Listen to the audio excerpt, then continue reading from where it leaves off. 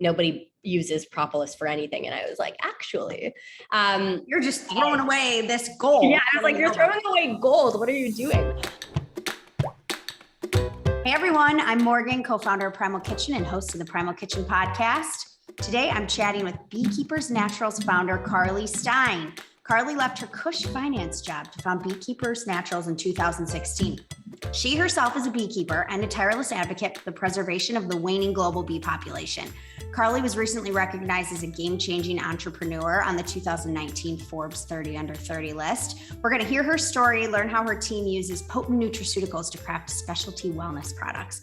Before we get started, a brief reminder that any and all opinions and views shared by hosts and guests on this podcast are the speaker's own and do not represent the view of Primal Kitchen or its affiliates or parent company. Hey. Hi. How are you? I'm good. It's so nice to chat. Yeah, it's so fun to be connecting. I mean, we met in 2016 or something? Yeah, long time ago. Yeah. And you were maybe just launching, I want to say at the time. I think I was. I think it was actually just before I was launching in a real way. And I was like, you were so nice to me. And I was picking your brain on everything. Yeah, well, that's good. I remain very excited and was at the time very excited about what you were doing. So for those who don't know, we want to hear the full story. Where'd you grow up? How'd you get into this beekeeping thing? Your path is definitely not traditional, which I would say is true for most entrepreneurs. So give us the full lowdown. Yeah. So born and raised in Toronto, Ontario. I'm Canadian. And basically I had chronic tonsillitis my entire life. So I don't know if any listeners have had tonsillitis. It's really annoying. It's kind of similar feeling to strep throat if you aren't familiar with it, but basically your tonsils get super inflamed, infected on the regular. And I'm also autoimmune and I'm allergic to most strains of antibiotics. So I was in this situation where I was constantly sick and couldn't really find a solution because I didn't really fit into the Western medical model. Antibiotics were not an option for me. It was deemed by my doctors too dangerous to take out my tonsils because of my autoimmune and because, what would happen if I got infected. And I just couldn't really find a solution. And it was really frustrating because, fortunately, tonsillitis is not life-threatening, but it absolutely impacted my life. I would miss, weeks of school at a time. I was getting sick once a month, maybe, sometimes more. How long would it last? Often 3 weeks. And was this from birth? No, it started when I was 9 years old-ish. And do we know how this started?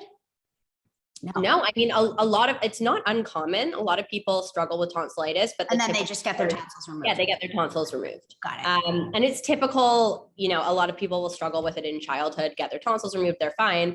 Just for me, unfortunately, getting my tonsils removed wasn't an option. And the typical course of treatment wasn't an option. So I was basically left in this situation where I was constantly sick and again, it's not life-threatening. So there wasn't this crazy need to solve this problem, but it meaningfully affected my life. Yeah. So that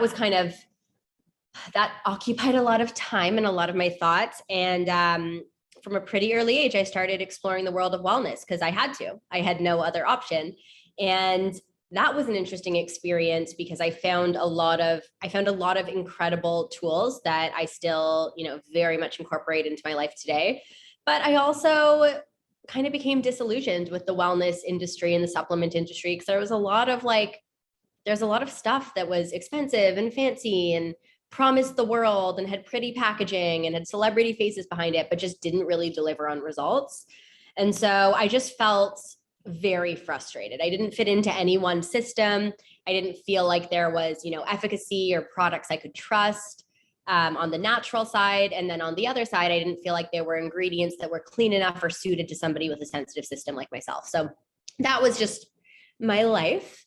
And, I was constantly doing research. I thought I was going to grow up and become a researcher. I thought I was going to be a cancer researcher.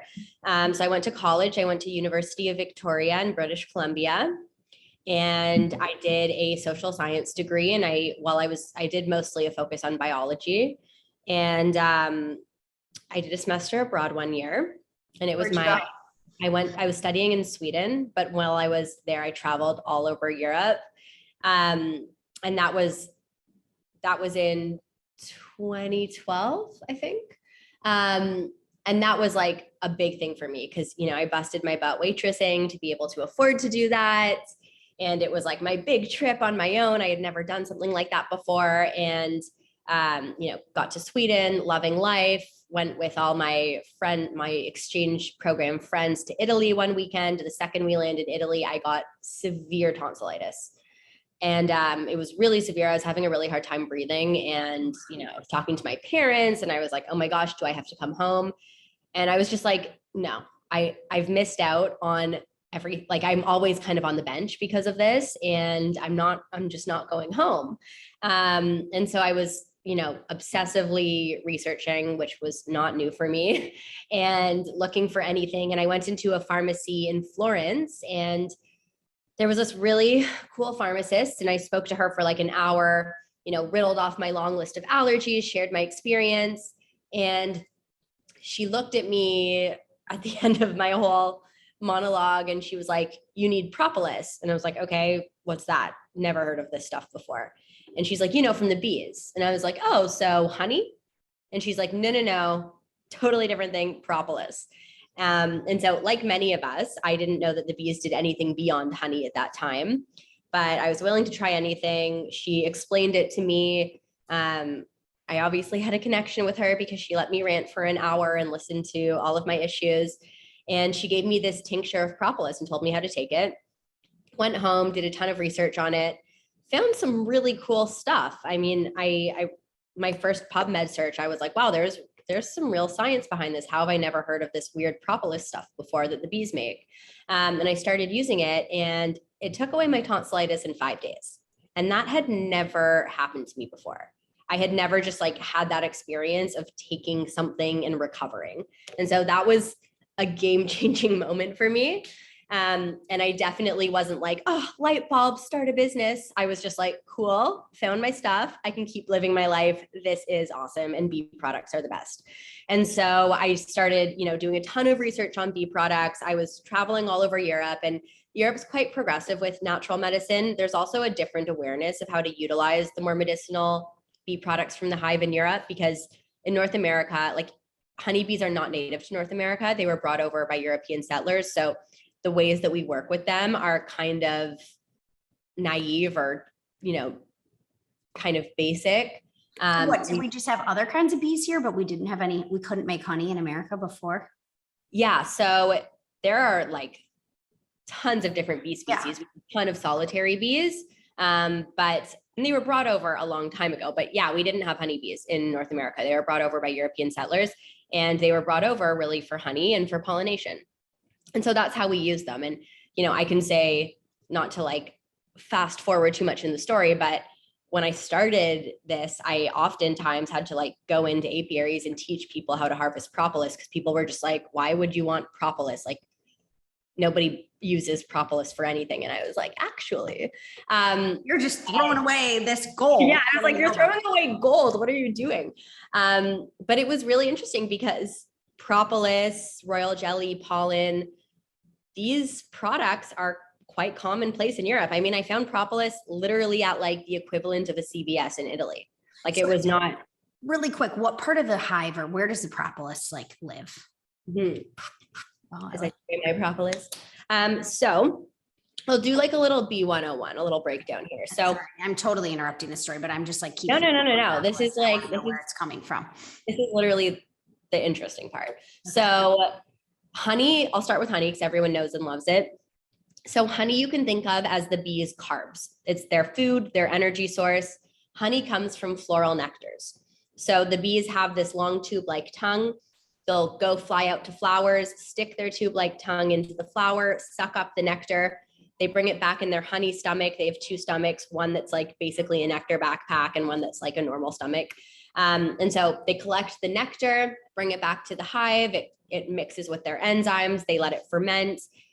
They fill the cells with it. It becomes like the sticky, delicious substance we love called honey. And like I said, for the bees, honey is their carbs. It's their energy source.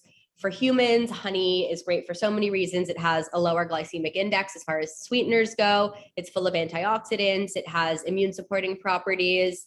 full of live enzymes, so great for digestion. A lot of reasons to work with honey. Love honey.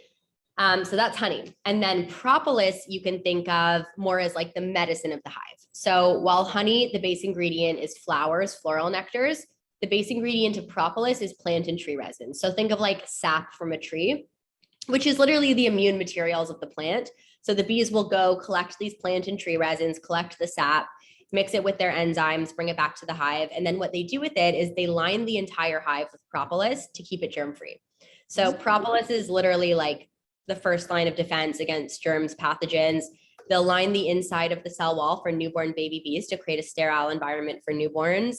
They have a propolis mat at the front entrance of the hive so that so that bees can disinfect as they come in. And, propolis, it's really cool. And it's really interesting too, because we have a really long history with propolis. Like the first recorded human use of propolis dates back to 300 BC. In the 17th century, propolis was actually listed in the London Pharmacopoeia as an official drug. And, people use propolis and love propolis because it's antibacterial, antiviral, antifungal, antimicrobial, anti-inflammatory, really, really full of antioxidants. So it's basically like a natural protector and immune supporter. So, we have this really long history with propolis. So just to jump back into the story, I did all this research. I can go way down the bee rabbit hole, and I'll probably go back there in like a few minutes. Definitely. But yeah, so I was using propolis, my first time having the experience of like actually recovering without an adverse reaction or anything like that. Then I was finding all these really cool studies about, the different ways that propolis can affect your immune system, how it can affect inflammation, even how it can affect digestion. So I was really excited about it, continued traveling around, had the time of my life. Honestly, was like, not only was it amazing because I was 21 years old and in Europe, or 20 years old and in Europe, it was amazing because for the first time, I wasn't getting sick all the time. And I wasn't stressed about it. I didn't have like the sick anxiety. It's really interesting, actually, it's experiencing COVID because I lived a lot of my life with like this real anxiety about getting sick. Yeah. And just missing things and like what I was going to do and like disaster planning all the time. So anyways, it's been an interesting experience for me, but for the first time in my life, I wasn't scared of getting sick, and I wasn't, having to sit out, and I wasn't locked in my room, quarantining myself for like 2 to 3 weeks at a time. So completely fell in love with bee products, finished my time abroad, came back home to finish up university. And of course, got sick when midterms rolled around, and I wasn't worried. I was like, you know what? All good. I just need to go get some propolis. So I went to the local health food store. I found a ton of Manuka honey, a ton of really cool honey products, no propolis. No one really had any idea what I was talking about. I went to like every health food store, and this is 2012 in Victoria, British Columbia. So it wasn't like the booming health industry that we have now, but people really didn't know what I was talking about when I brought up propolis. I finally found propolis at a farmer's market. It was very expensive. I was very excited. I used it and I had a really severe allergic reaction. Really? And so I was freaking out because I was like, I used this for 7 months while I was abroad. What is happening? Like, I need this. This is my whole thing. Wait, what happened in this allergic reaction? So at the time, I was a TA for my chemistry class. So I was pretty comfortable in the lab. So I took the product I bought and I did a toxicity panel on it to figure out, like, is there something else other than propolis in here that I'm allergic to? And there was trace amounts of pesticides in it. And so that's when I was like, then I went down this other rabbit hole of pesticide regulation and what's happening in our environment, and learning about, how, and it was organic propolis that I purchased, by the way, at this farmer's market, and learning how like organic is not adequate when it comes to bee products because the bees fly. So just because you're sitting on organic land, the bees will forage for like a 5-mile radius. And unless like it's the most massive stretch of land ever, and all your neighbors are using organic practices, there's a good chance the bees will get exposed to some other chemicals. And for most people, it's, trace amounts, it's not going to affect them. But for me, with my autoimmune, it really does. So I was what kind of allergic reaction did you have though? Did you have like swelling of the throat? Like, yeah, my throat swelled up and I had hives basically all over my body. Oh my God. Okay. Yeah. And it looked like adult chicken pox. I have some really, really fun, cute pics from college. So yeah, I was really bummed. I was like really, really upset. And I was like, okay, well, I guess I need to move to Europe because I'm completely screwed.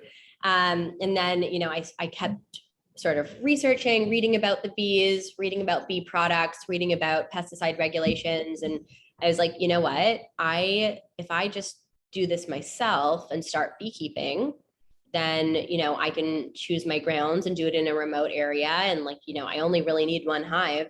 It's just me that I'm servicing here.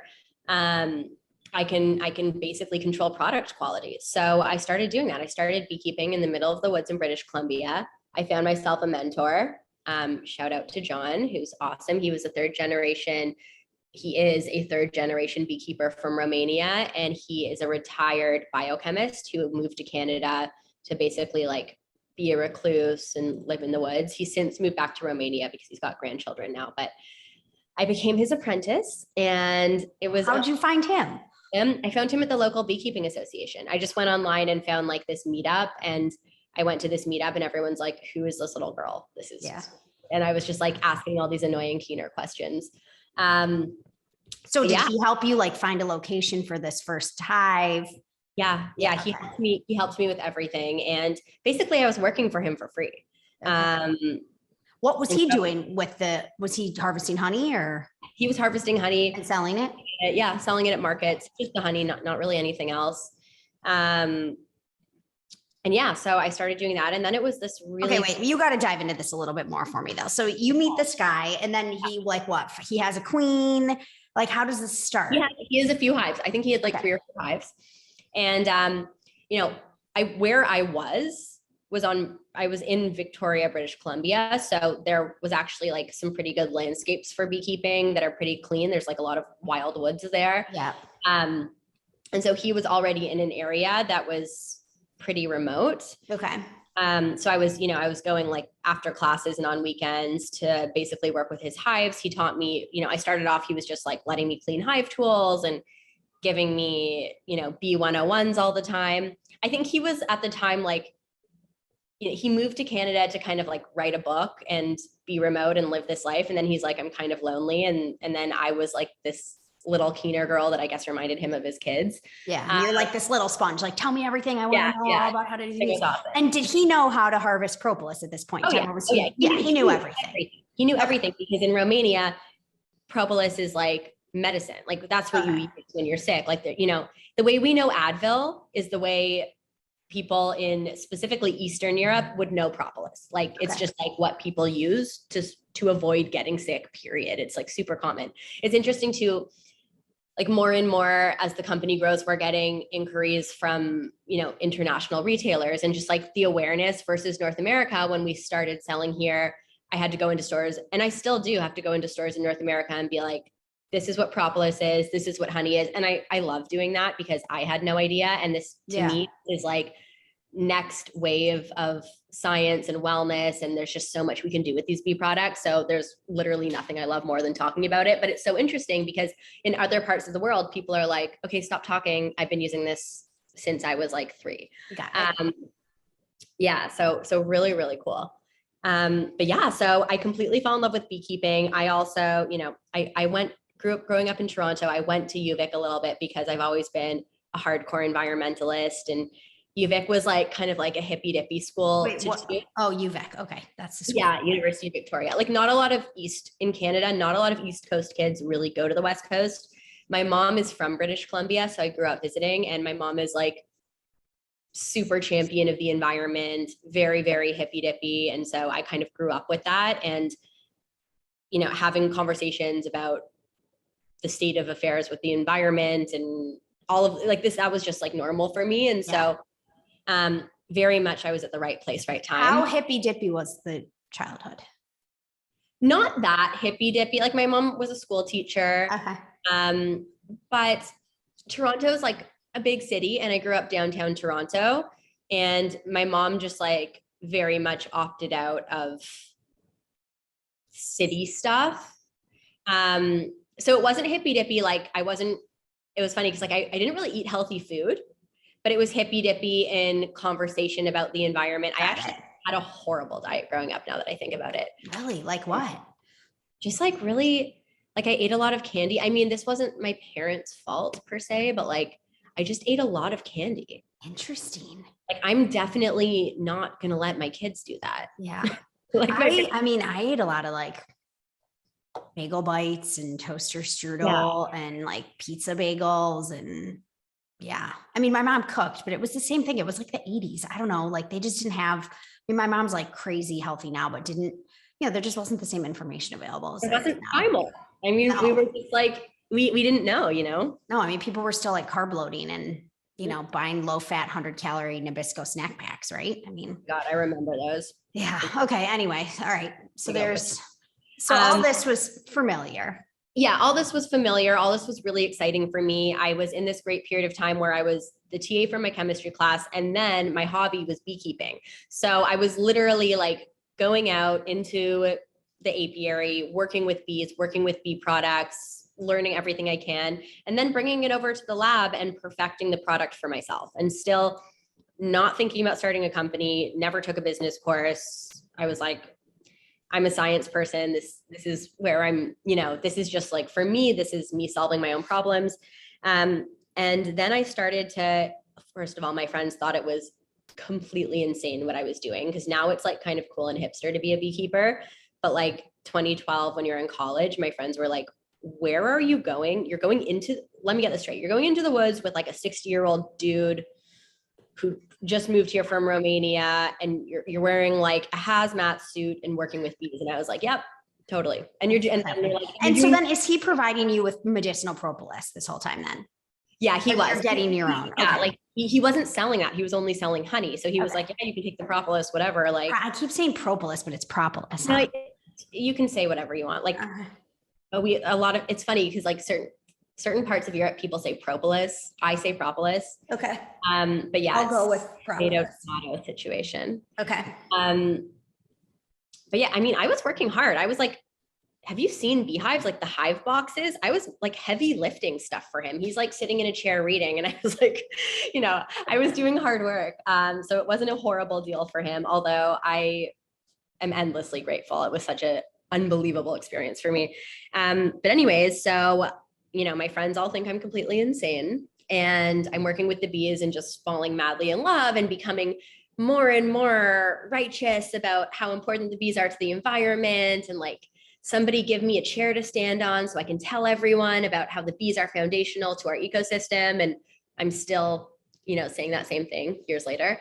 But my friends, you know, I started giving out product to friends, and next thing you know, my roommate was like, oh, I had a sore throat and I used the propolis and it went away. Like I woke up this morning and it was gone. And I was like, yeah, I know.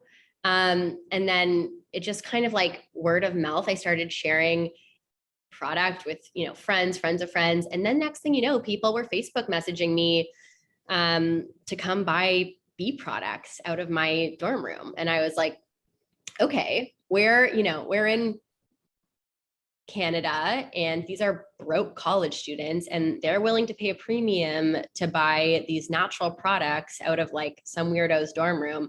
So maybe there's more people that want a different option. Like this. And at this point in time, is it just spoonfuls of propolis? No. So I literally like online was buying like little tinctures. I would like fill them. I did this all in the lab, so I had equipment. Okay. But like I was making like 10 bottles of something at a time. Like this was not a lot. And then like I would do it by order. So someone would. And it was spray or what? It was a tincture. It was like a tincture. Okay, got it. Yeah, someone would literally Facebook message me and be like, "Can I buy 4?" And then I would like go make 4, and give it to them. And I'd be like, "I need a month because I need to order more bottles." Or I'd go to like Dollarama and like buy little makeup, like empty makeup things, and put it in there. When I got really smart about it, I started using, to be more economical, I started using like different like makeup places give you like the little sample things. Oh yeah. Started putting it in those because I was like, better margins. Yeah, this is free packaging. Can't beat that. Yeah. It was very funny. But it was working for people. And I was like, one, there is substantial science. Two, in other cultures, these Propolis is like a tried and trusted immune supporter. It's like the go-to for supporting your immune health. And three, it's working for people around me. It's working for my peer group and they want this. And so I kind of had this dream of like, what if I started a bee product company? And I told my parents and I told a few people and everyone's like, that sounds like a really bad idea. You should definitely not do that. Mm-hmm. That's always like clue number one, you're onto something. Yeah, I know. 100%. But, at the time I was like graduating with negative funds and I was really fortunate. I had a job offer out of school. One of my summers when I was in college, I interned at the Bill Clinton Foundation and I was an intern. So I did a bunch of different things, but one of the initiatives that I ran was the Prescription Drug Abuse Initiative. So I was the lead researcher on that project. And it was like, I worked really hard. And from there, I got a job offer at a hedge fund to join them as a researcher. So it was like, a real adult person job. Totally. And I had zero money, negative money. And so I took that job and I went to work at this hedge fund for 10 months and sort of put my dreams of this bee product company aside, but was still, I moved back to Toronto to take that job and I was still like ordering bulk propolis from John and, doing like using it for myself because propolis, it continues to be something I take every single day. Like I have propolis. I will probably take propolis every day for the rest of my life. And it's become kind of a core thing for me. It's like the way some people take multivitamins, I take propolis and it's just what I do to help support my immune system. And it's really changed my health. So anyways, I was still making products for myself. But I was working in finance and it was good. And I did that for about 10 months. And then 10 months in, I got a job offer from Goldman Sachs and that's like a big fancy brand name. So I took the job and I joined them. And at the start, I was focused on biotech, which was kind of like my niche because I've never really been interested in finance. But if you give me like the science side of it, I can get on board with that. And then I was doing that for a while, and then they moved me onto a global macro team, and I had a great experience working there in a lot of ways. It was, great to be previewed to like a company of that size. And I learned a lot, but I really wasn't happy. I really, really wasn't happy. And I had this weird thing where I was like, I'm successful by all sort of social norms. And I have this like good on paper job. And, I was in New York at the time when I went to Goldman and I should be happy, but like, I hate this. Cocktail party job. Sounds good at a cocktail party. Everyone's like, oh, cool. But really you're like, yeah, it's great. I hate it. But yeah. I was really, really unhappy. And it also just like, I didn't care about what I was doing. I didn't really relate to most of my coworkers. It was an intense job. I was working long hours. I was a trader. And not a trader because that doesn't mean anything to anyone listening probably, but I was an analyst. And so when you're an analyst, you're doing like all whatever your boss wants, you're just doing. So yeah, I basically, I'm an anxious person. If you can't tell, very type A. I can't tell it. I'm anxious too. So I feel you. Well, I'm obsessed with like, I go down such deep rabbit holes, but my anxiety like kind of peaked and I was really, really struggling at that time. Like not sleeping for days on end. It was pretty bad. And it got to a point where I was like, I don't want this life. And I'm really, really unhappy. And I'm just not well at all. And so I sat down and I really was trying to think about what brings me joy. And I made a spreadsheet to really get clear on what brings me joy. And, I was looking like over the past, so many people have asked me for this spreadsheet and I wish that I have it. And like, I don't even really remember how I set it up, but it was like one of the many things I did. And I was just looking at like, when have I been the happiest over the past few years? And the things that I kept coming back to were working with the bees and building health products. And I was like, okay, well, right now I'm in a studio apartment in Manhattan, so I can't really get bees in here. But I can kind of go back into making health products and working with bee products and, solving these health problems. And so I started sourcing, a larger amount. I was literally like putting my salary into this. I was sourcing a larger amount of bee products. I ordered some lab equipment to my studio apartment. So I got a lot of Breaking Bad jokes when people came in. And then it got to a point where I was like, no one can come over to my house because this is weird. My house was just like cardboard boxes and like rudimentary chem lab. Yeah. Okay. And this is like literally a shoebox studio apartment that I was living in. Yeah. And yeah, so I started making all these products, of course, the Propolis, but then started making, other products using royal jelly and pollen and honey, and just thinking like, what are my own health problems and how can I solve them, using these things. And so I started making these products, and I would go to like pop-up shops and farmers markets and kind of like anywhere that I could set up a little booth and sell my stuff, I would go, evenings and weekends. And I started to have this little like customer base. And what was it called at the time?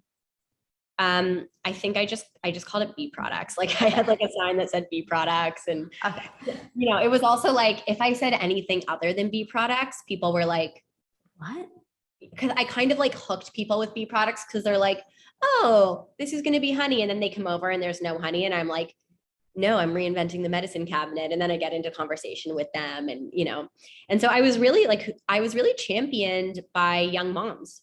There was a lot of young moms that were looking for, they didn't feel comfortable giving their kids CVS cough syrup or, I love CVS, no shade there, but they didn't feel comfortable giving their kids sort of some of these like conventional medicines or, Totally. Young professionals who were autoimmune, who just didn't really fit into the system and wanted something they could take on a daily basis to prevent their sore throat and boost their energy and just keep them from the sick days, but something they could feel comfortable taking every day. And so that was kind of my early customer base. And it was like a very slow roll. Like when I say customer base, it was like 3 people. I remember, and then I would go to pop-ups anywhere in the country. So, a lot of my friends will remember these days because I was hardcore couch surfing, but like one of my friends is a yoga teacher and she was teaching at this thing called Camp Yoga in Colorado.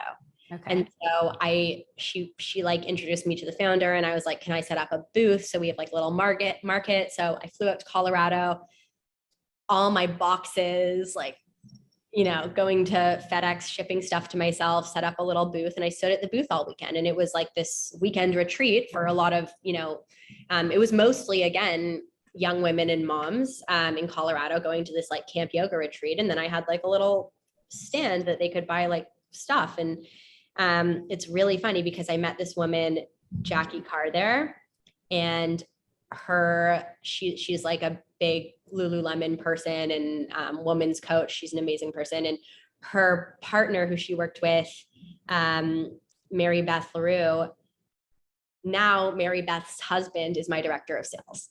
Oh, which is I love really, it. really funny because like, yeah, it's so funny because like I was like 23.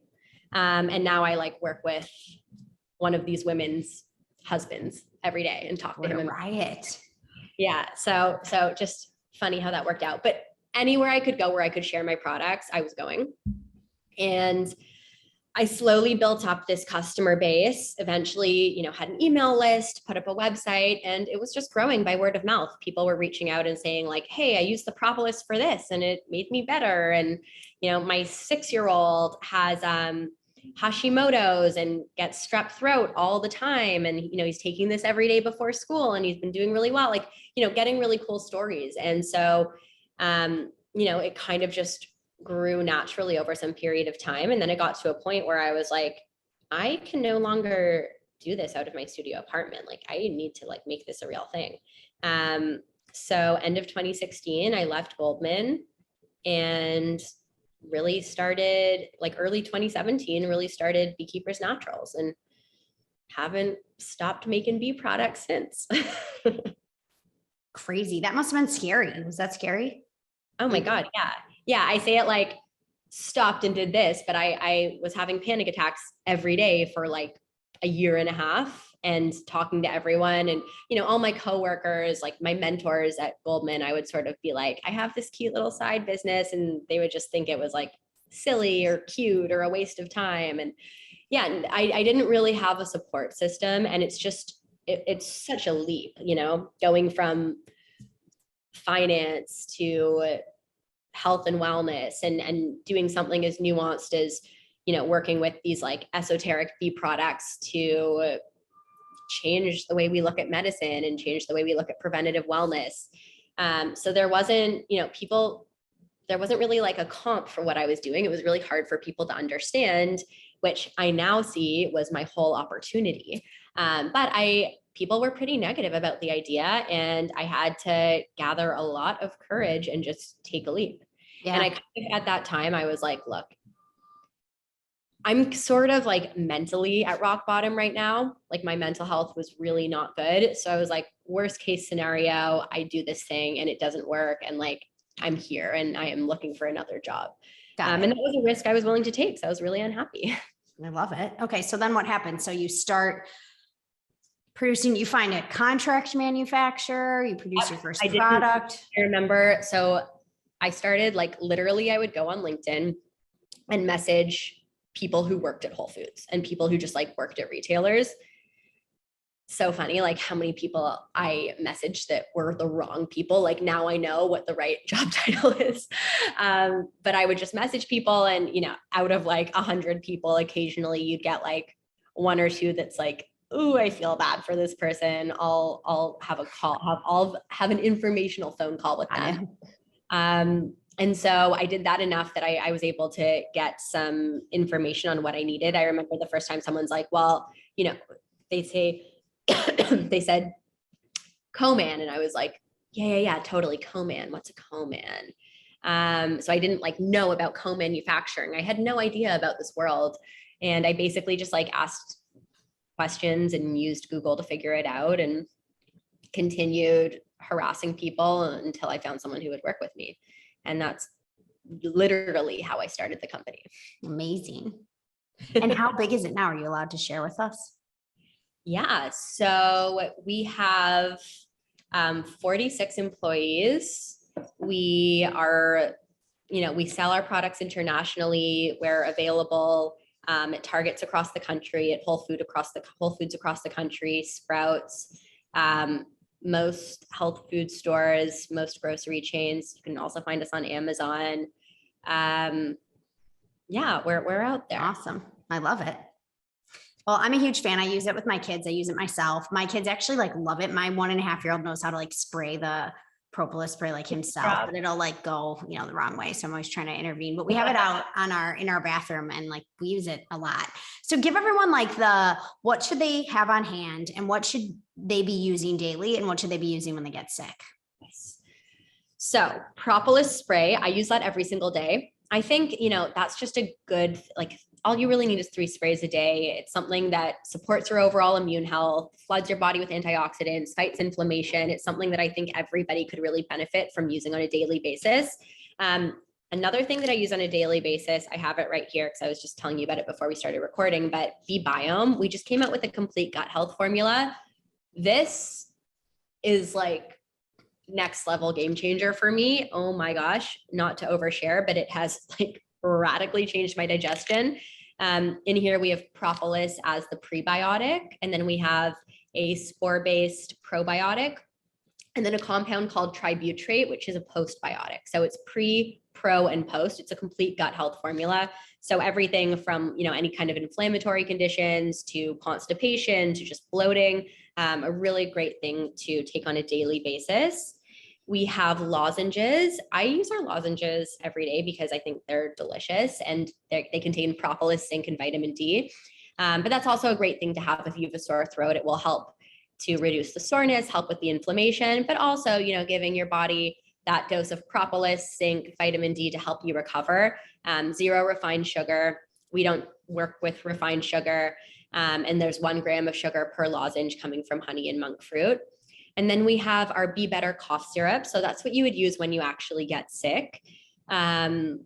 We have our Be Smart brain shots. So that's something you can use for focus, memory, concentration, supporting your energy levels.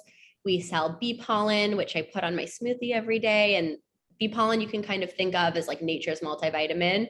And then we have our bee powered superfood honey, which it's kind of like an all-in-one, a hive all-in-one. So it's a raw honey with therapeutic grade dosages of propolis, pollen, and royal jelly. So in 1 teaspoon, you're getting 745 milligrams of royal jelly, 532 milligrams of pollen, and 43 milligrams of propolis.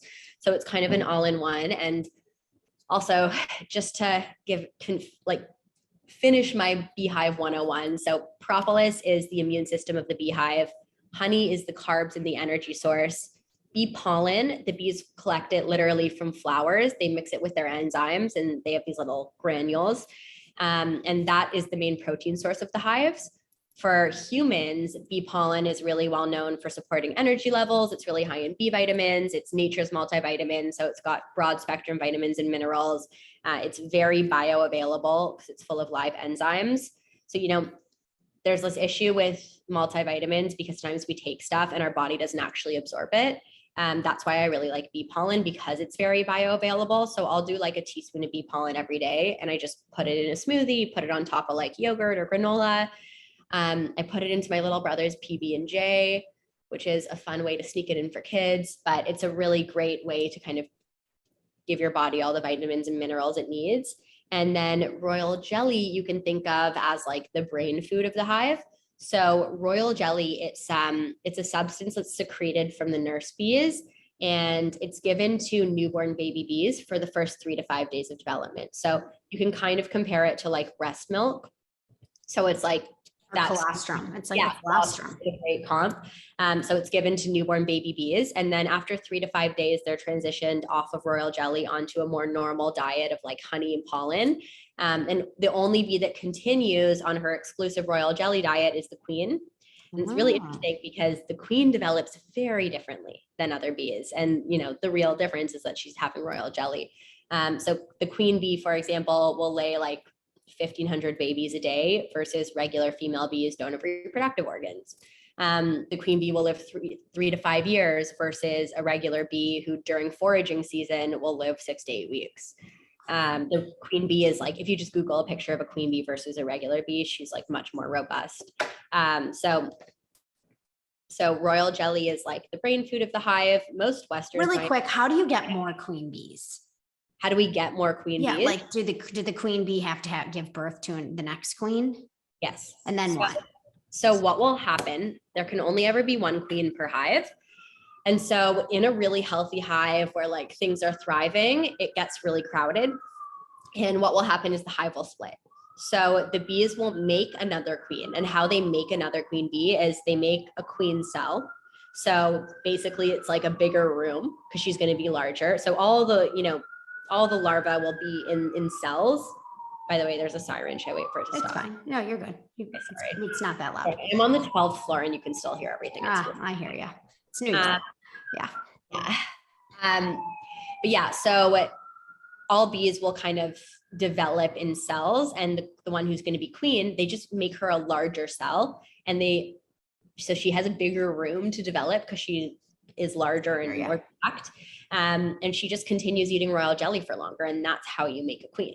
And so what will happen when the hive splits is this new queen will develop, and then half the bees will take off with the new queen to find a new home because there can only ever be one queen. If there's 2 queens per hive, they'll kill each other. So, if the hive is like really looking to split like that, but you need a queen for a hive. If the queen dies, the hive won't survive. So, I've had to like re-queen hives before. Occasionally that just happens. So you have to introduce a new queen or wait for the hive to produce their own.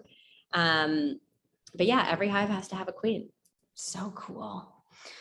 Yeah, I found this woman on Instagram. I can't remember what her name is. You probably know. She has like a ton of followers and she doesn't even wear the protective equipment. She just goes. Is it who? Texas, yes. Texas View. Oh yeah, she's amazing. She goes in with her hands and just scrapes these. She does like bee removal I didn't realize like It sounds like after storms and stuff, their whole hive can get replaced, and people will call and be like, you need to come remove these bees. And they'll be like under their porch, or like she removed one from the Tesla factory and she'll, then move them somewhere else. But she's just scraping bees with her hand, wearing no glove or anything. She has no suit on. She's just in like jeans and a flannel shirt, just handling bees. I mean, it's insane. I'm like, this is the best thing I've ever seen on the internet. This woman. I mean, it was so cool. She's awesome. Bee removals are fun too. So like when the hive splits or if their hive gets destroyed, they'll go out and like look for a new home, and they'll seek coverage, in whatever is the best home. But yeah, like you can, if you're really comfortable, like the bees don't really want to sting you because the bees die when they sting you. Oh, really? Like thinking that, but they sting to protect themselves. So if you are really comfortable working with the bees and know how to work the bees and you're kind of calm, I sometimes beekeep without protective gear on, but you know what? I've never done a removal the way she does without a bee suit, because when I've done removals, that's when the bees are like protecting the queen and more like mad. So it's very fast what she's doing. She's awesome. Yeah. Okay. So royal jelly, and this is interesting. I want to say I like used royal jelly to like get rid of my cold sore or something like that. And it was crazy effective. I used to keep like this little thing of it in my fridge. And whenever I had whatever, I get cold sores every once in a while when I'm stressed or whatever. And I think it got rid of my cold sore super fast. And Propolis is actually really effective for cold sores. Anything viral, like even the Propolis, just like spray it on a Q-tip and use it. Anything viral or anything inflammatory, like I get psoriasis. And so I'll literally spray Propolis on a cotton ball and like dab it on my psoriasis. So like any kind of inflammatory condition or viral condition, Propolis is excellent. Royal jelly. So in like Eastern medicine, royal jelly has been used for a very long time as like an anti-aging tonic, for like a hormone stabilizer. Like we have a lot of Chinese medicine practitioners that when like they'll sell our Be Powered to their clients, and when they're taking a woman off birth control, they typically put her on Be Powered so she can have some royal jelly. So that's kind of like the Eastern philosophy, but Western science is really focused on the neurological effects of royal jelly. So royal jelly, it's excellent for focus, memory, concentration. Interesting. So I should take this like every morning. Yeah. I take it every work day. I take it 5 days a week, the brain shots. I'll send you some RB Smart shots. Okay. They're really good because like there's no caffeine in it. And it's a great way to just sort of, you'll notice just sort of like better mental clarity and ability to focus. You're just kind of more in the zone. And the nice thing too is in that formula. So it's super clean. It's just royal jelly and then Bacopa monnieri, which is an extract from a leaf. It's an adaptogen. So helps with the stress response, helps to protect your body. And then ginkgo biloba, which is an extract from a tree. Sorry, I don't know why I didn't turn that notification off. Ginkgo biloba, which is an extract from a tree, which also helps with focus, memory, concentration, also an adaptogen. So, all of our products, like our whole thing is we're trying to sit at the intersection of science and nature. Yes. So what we're trying to do is build things that actually work, that truly deliver on what they say they're going to do. So like our Be Smart shots, they better freaking help you focus and concentrate. And our Propolis spray absolutely is here to boost your immune system, help you prevent getting sick, help you just maintain your energy levels. Our Bee Biome is there to support your overall gut health. But what we're trying to do at the core of it is work with different plant-based ingredients, different hive-based ingredients, and build the most efficacious formula using sort of the scientific rigor typical of the pharmaceutical world, but like building everything with stuff from nature. So that's what we're trying to do. Like, use the scientific process, have, studies that support and substantiate every product we put out, do the proper testing, really build things the right way, but just, use natural stuff. Yeah. And how are you, like, as the company's grown and it's not just like you and John in this woods that you like, how are you maintaining like this, avoiding the pesticides, and where's everything coming from? Like, how are you handling all that? Okay. So remember I was complaining about supply chain stuff to you every time we talk. We have a very intense model. So we basically work in pesticide-free zones. So we work in like really remote geographies. So, some of our apiaries, some of our bee products are coming from like the Rockies in Canada. We have an apiary in Brazil we're working with. We have an apiary in Spain. Unfortunately, I can't do a lot of work in the US because of pesticides. So I have to work. So first of all of our products, every single product before it gets put in the bottle or brought to market, we do third-party pesticide testing. So that's how we're like more organic than organic. We're actually trying to create the cleanest, purest, safest bee products. Also, I will not make a product that I can't take every day. And I'm like number one guinea pig for reacting to anything and everything. So we have an international sourcing model. We work with small scale sustainable apiaries all over the world. And that's been really cool because I get to meet a lot of incredible beekeepers with sustainable practices from different parts of the world. And also, how are you finding them? It's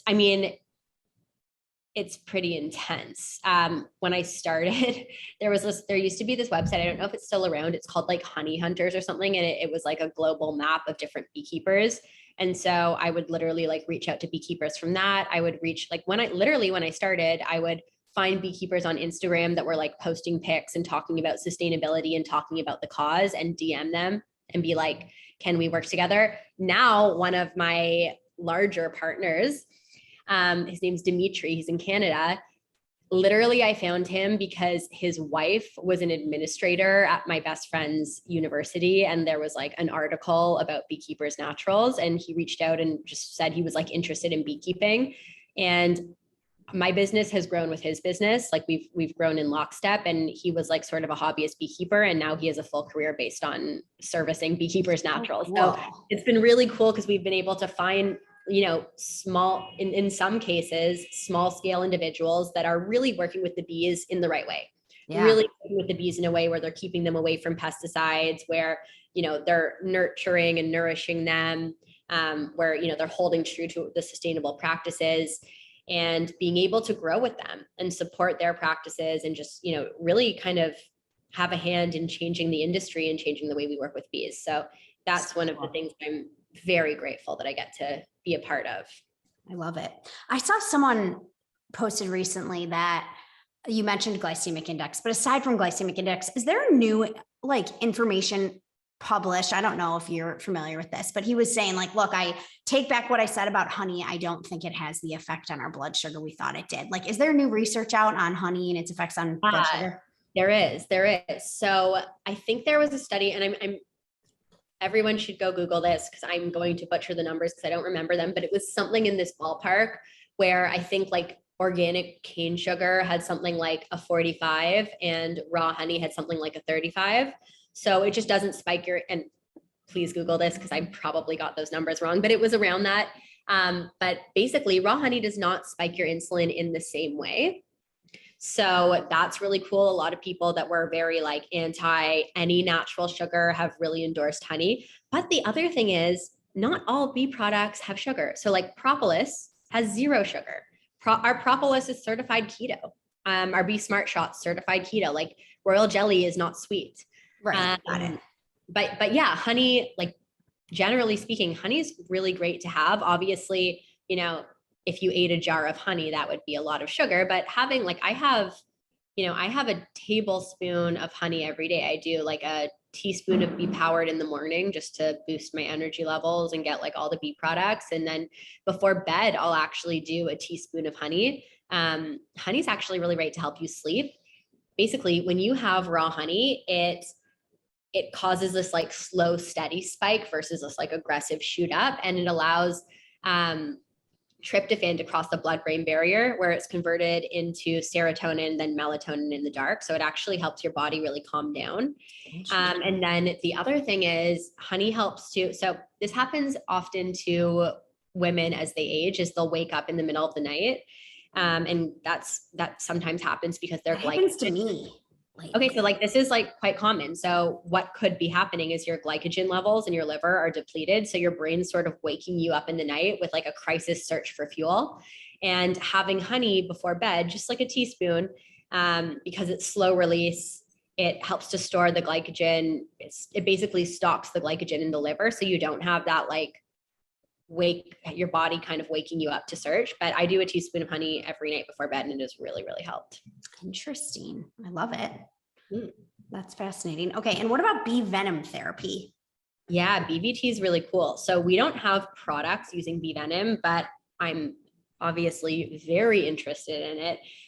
It's really interesting. Like a lot of people with Lyme disease have had huge benefits from bee venom therapy. So what bee venom therapy is literally using the venom from the bee sting. So people will sting themselves with this. The one thing I will say is I really encourage people to do it under medical supervision, because you can develop an allergy even if you're not allergic. That can happen, and you definitely don't want to go into anaphylaxis with it can be quite dangerous. But under the right supervision and in the right setting, people are finding tremendous benefits with bee venom therapy. So bee venom is really cool. A lot of great nutritional properties to bee venom. One of them is this compound called melton or metlin. Another thing, guys, to Google because I'm butchering the pronunciation, but I promise it's really cool. But bee venom, basically, it's a very powerful anti-inflammatory substance. And so, people are looking at, and it's a powerful antiviral substance. So for things like Lyme disease, it can be really impactful.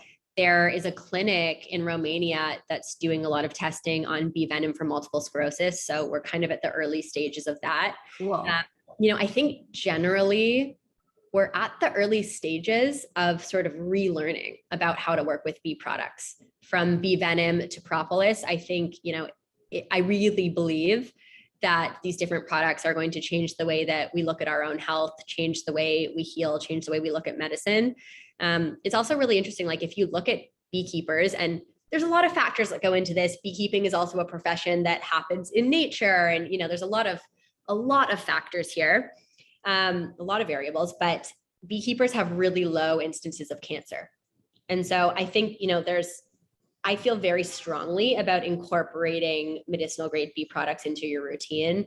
I think we're going to be hearing more about it over the years. There's definitely more energy going into studying this, which is really, really cool. I mean, our cough syrup, literally that was like everything we build is inspired by third-party science. So with our cough syrup, basically I read this study and it was looking at dextromethorphan. Dextro is like the active ingredient in Robitussin and like whatever cough syrup you would use, it's typically dextro based.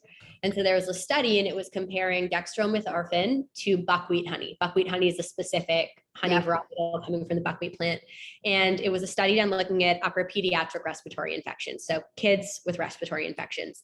And it found that buckwheat honey was just as effective as dextro for upper pediatric respiratory infections. So when I saw that, I was like, why would you want to give a kid dextro? Like, if buckwheat honey is just as effective and buckwheat honey is full of antioxidants and it's natural and it can be produced sustainably, why would we use dextro to so that was what inspired us creating Be Better cough syrup. So that's kind of how we build everything. And there's so much science in this area. So it's really exciting. It's really fun. I get to read cool studies and build things that help people. I love it. Okay, I have a few quick ones for you. So who is inspiring you these days? Who's inspiring me? Probably my team. It's really cool. I mean, you've had this experience as the company grows, getting to work with people that are subject matter experts and that are, much smarter than you. Yeah. That's been amazing as the company grows, getting to work with people that are really talented in these different areas that I was kind of fumbling with. And I'm so inspired by getting to work with people that challenge me, challenge the way I think, teach me new things. So definitely. I love it. You mentioned autoimmune, and I feel like you're a researcher. So I want to know, what's your diet like these days? What's it like a day in the life like? So can't eat gluten, can't eat dairy. I don't really eat refined sugar. I really stay away from it. I'll eat fruit. I eat a lot of honey and bee products. So that's where my sugars come from. I don't think sugar from natural sources is evil necessarily. But I pretty much follow an anti-inflammatory protocol. So that's what I eat. It's a lot of smoothies, a lot of gluten-free toast with peanut butter. This morning, gluten-free toast with peanut butter, bee pollen, and blueberries. sounds weird, but it's so good. Um, And then, yeah, a lot of like fruits, vegetables, kind of whole food diet sort of thing. Primal. Any animal protein? Yeah, I do eat animal protein, not on a daily basis. And I'm pretty conscious about where my animal protein is sourced from. And that's, for me, animal protein and the way that I approach it, it's more from like a sustainability standpoint.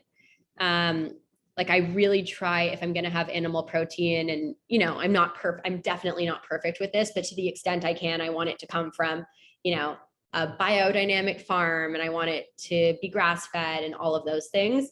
But I also don't eat animal protein or I'll eat animal protein maybe like once a week. Got it. Yeah. Eggs? Also like that's included in animal protein. I just don't eat animal protein on a daily basis, but what's like dinner like then? I eat a lot of like beans, nuts, seeds, yeah, that sort of thing. I mean, I do like fun stuff with bonza, chickpea pasta. Love it. I do all kinds of like fun, creative plant-based stuff. But yeah, I do eat meat. It's not like, for me personally, not a huge staple. And I actually do pretty well without it. So love it. What's the worst thing you've ever done for your health? The worst thing I've ever done. I mean, I was not great with, I ate a lot of candy growing up. Yeah. I can't believe that. That's so funny. The candy, that this is so distinct for you. I used to go to this candy store called Sugar. I would literally this is like, even in high school with like my babysitting and waitressing money, I would go to this candy store called Sugar Mountain and buy like, I don't know if you've ever had this, but like the squeezy toothpaste, like just like the most. Oh yeah. It's just like straight sugar in gel form. Oh yeah. Like, I don't know why I liked that so much. Like I would eat like ring pops all the time. Like, yeah, really, really bad. Eat all the marshmallows out of Lucky Charms. And I was like, why do I feel sick all the time? And then also probably alcohol when I was working in finance. That was like very normalized. And so I drink a lot more, and I feel like I am not really interested in drinking anymore. Yeah, me neither. Of my experiences earlier on. I know. I feel like I just drank enough from the ages of like 16 to 22. Yeah. I did a cleanse when I was I came home from Colombia. I was living in South America for years. I did a standard process cleanse. This is like a company in Wisconsin that grows all their own herbs that go into their supplements and stuff. It's actually a pretty cool supplement company, and I cut out like alcohol, gluten, dairy, and I just like never really went back to drinking alcohol again after that. Because I just wouldn't feel good. I don't know. I think if you're on the, I was not like an alcoholic by any means, but I was very social and a social drinker, right? So it was. Yeah. And anyway, yeah. I mean, I'll drink occasionally now, but I don't really enjoy it either. I think it's something that I just feel better without. Yeah. Same. Once you cut it out, you really do feel that difference. So. I know, it's so true. Okay. This is my last favorite question, but what's something most people don't know about you? I'm freakishly obsessed with Harry Potter. Really? Yeah, like the most obsessed. Like, give me an example. I mean, all of my rings have like Harry Potter subscription, like Harry Potter, what's it called? Yeah, on the inside, like I had them put in. I'm planning my wedding right now, and we are talking, my husband or my partner and I were talking to our wedding planners. And I was like, let's do like a Harry Potter theme. And he's like, she means more of like magic. And I was like, no, I mean Harry Potter theme. So which one? I have to know, like, what's inscribed in the rings. Can you tell us? Yeah, this one says Lumos. And then my engagement ring says Always, which is Harry Potter. I love it. What is Lumos? Lumos is the spell for light.